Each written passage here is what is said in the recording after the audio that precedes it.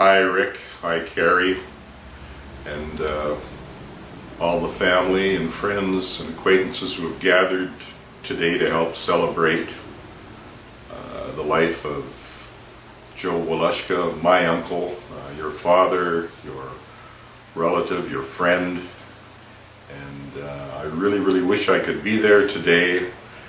However, I'm still in the valley trying to get things ready before Easter for the grand opening here, so as a result I'm not able to make it, but I very much wish everyone all of the best, and I hope you have a wonderful day commemorating the life of a very interesting man who was your father, your friend, your acquaintance, your uncle. Joe was quite a guy. I knew him, of course, from the time that I was a little shaver, from the time we would go back to Newcastle and Drumheller and, you know, run the coolies and spend time with family and friends that my dad, Al, his older brother, and Ann, who's still back, I guess, in the Bay Area. Unfortunately, she couldn't make it, and I commiserate.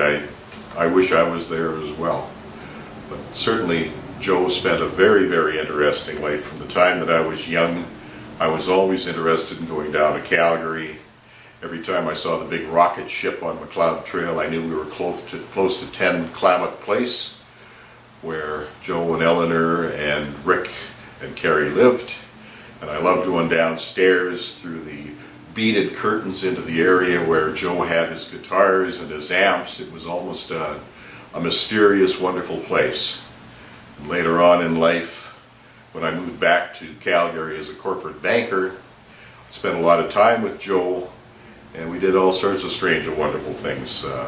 I used to go to Calgary Stampeder football games with him, and never could understand that Joe didn't realize that there were 4 quarters to a game.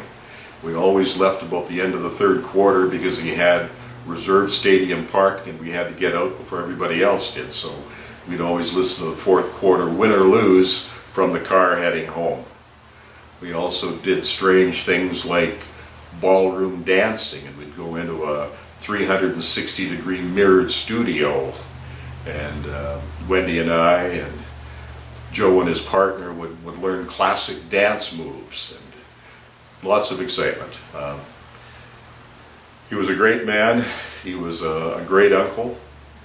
And again, I really wish I was there today to be with you.